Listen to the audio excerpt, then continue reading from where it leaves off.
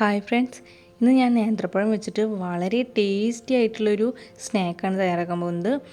അപ്പോൾ വളരെ എളുപ്പമാണ് ഇത് ഉണ്ടാക്കാനായിട്ട്. അപ്പോൾ നമുക്ക് നോക്കാം എന്തെങ്കിലും ഉണ്ടാക്കാമെന്ന്.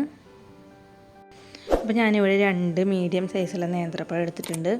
അപ്പോൾ ഇത് ഒരുപാട് പഴുപ്പ് കൂടിയതോ ഒരുപാട് പഴുപ്പ് കുറഞ്ഞ പഴമല്ല വേണ്ടത്, ഒരു ഇടത്തരം പഴുപ്പുള്ള പഴമാണ് നമ്മൾ എടുക്കേണ്ടത്. അപ്പോൾ ഇത് നമുക്കൊന്ന് പുഴുങ്ങിയെടുക്കണം.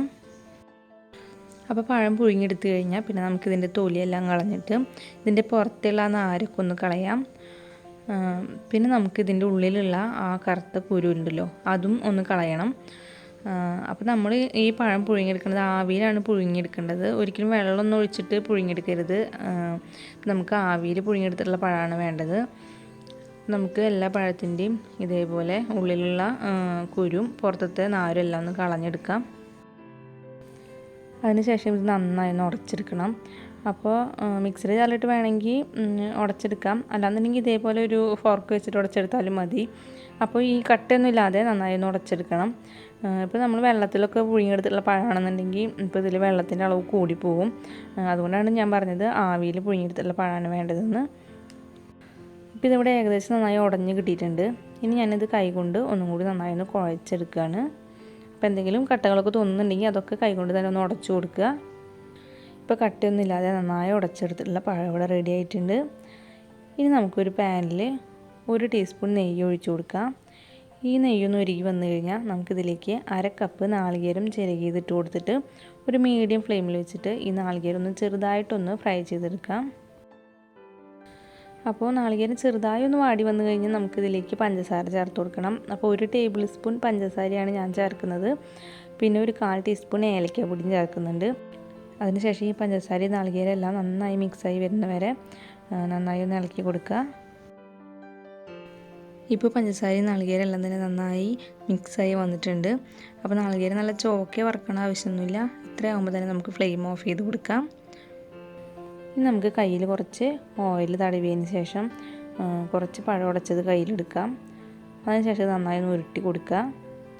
അത് കഴിഞ്ഞ് നമ്മളിപ്പോൾ കോഴിക്കോട്ടേക്കൊക്കെ ഇതൊന്നും മാവ് പരത്തിയെടുക്കുന്ന പോലെ ഇതേപോലെ ഒന്ന് പരത്തിയെടുക്കുക. നമുക്കിതിൻ്റെ ഉള്ളിൽ നാളികേരം നിറയ്ക്കേണ്ടതാണ്, അതുകൊണ്ട് ഇതേപോലെ നമുക്കൊന്ന് പരത്തിയെടുക്കാം. ഇനി ഇതിൻ്റെ ഉള്ളിലേക്ക് നമുക്ക് കുറച്ച് നാളികേരം വെച്ച് കൊടുക്കാം. അതിനുശേഷം നമുക്ക് ഇതേപോലെ നാളികേരം എല്ലാം ഉള്ളിലാവുന്ന രീതിയിലൊന്ന് ഇതിനെ ഉരുട്ടിയെടുക്കണം. പുറത്തേക്കൊന്നും നാളികേരം ആവാത്ത രീതിയിൽ. ഇപ്പോൾ പഴമായതുകൊണ്ട് തന്നെ നമുക്ക് എവിടെയെങ്കിലും കുറച്ച് നാളികേരത്തിൻ്റെ ഇത് കാണുന്നുണ്ടെങ്കിൽ നമുക്ക് പെട്ടെന്ന് തന്നെ അതിങ്ങനെ ഉള്ളിലേക്ക് തന്നെ ആക്കാൻ പറ്റുന്നതാണ്. നമുക്കിതേപോലെ അതിനുശേഷം നന്നായി ഒന്ന് ഉരുട്ടിയെടുക്കാം കേട്ടോ. അപ്പോൾ നാളികേരം ഒന്നും തന്നെ പുറത്തേക്ക് വരാത്ത രീതിയിൽ നന്നായി ഒന്ന് ഇത് ഉരുട്ടിയെടുക്കാം. ഇപ്പോൾ ഇത്രയും പഴം വെച്ചിട്ട് ഞാൻ ഇതേപോലെ 7 ബോളാണ് തയ്യാറാക്കി എടുത്തേക്കുന്നത്. ഇനി ഒരു ബൗളിലേക്ക് 1/2 കപ്പ് മൈദ ഇട്ട് കൊടുക്കാം. ഇതിലേക്ക് 1 ടേബിൾ സ്പൂൺ നല്ല നൈസായിട്ടുള്ള അരിപ്പൊടി ഇട്ട് കൊടുക്കാം. പിന്നെ 1/4 ടീസ്പൂൺ മഞ്ഞൾപ്പൊടിയും 2 നുള്ളി ഉപ്പും 1 ടീസ്പൂൺ പഞ്ചസാര ഇട്ട് കൊടുക്കാം. പിന്നെ ഇതിലേക്ക് 1/2 കപ്പ് വെള്ളം ഒഴിച്ച് കൊടുത്തിട്ട് നല്ല ലൂസായിട്ട് കട്ടയൊന്നുമില്ലാതെ മിക്സ് ചെയ്തെടുക്കാം. ഇനി നമുക്ക് നേരത്തെ തയ്യാറാക്കി വെച്ചിട്ടുള്ള ഓരോ ബോൾ എടുത്തിട്ട് ഈ മാവിൽ നന്നായി ഒന്ന് മുക്കി കൊടുക്കുക. അതിനുശേഷം നമുക്കിത് നല്ല ചൂടായ ഓയിലിലേക്ക് ഇട്ട് കൊടുക്കാം.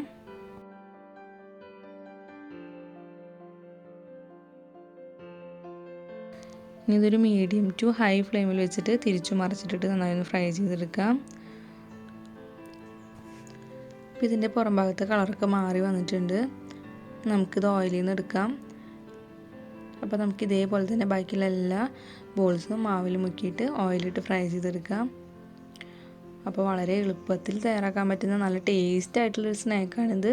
നേന്ത്രപ്പഴം ഉണ്ടെങ്കിൽ നിങ്ങൾ എന്തായാലും ഇതുപോലെ ഒന്ന് ട്രൈ ചെയ്ത് നോക്കണം. അപ്പോൾ എൻ്റെ ചാനൽ പുതിയതായിട്ട് ആരെങ്കിലും കാണുന്നുണ്ടെങ്കിൽ പ്ലീസ് ചാനൽ ഒന്ന് സബ്സ്ക്രൈബ് ചെയ്യണേ. പിന്നെ ഈ വീഡിയോ ഇഷ്ടപ്പെട്ടാൽ ലൈക്ക് ചെയ്യാനും ഷെയർ ചെയ്യാനും നിങ്ങളുടെ അഭിപ്രായങ്ങൾ കമൻറ്റ് ചെയ്യാനും മറക്കരുത്. അപ്പോൾ പിന്നെ വേറൊരു വീഡിയോ ആയിട്ട് കാണാം. അതുവരേക്കും എല്ലാവർക്കും ബൈ.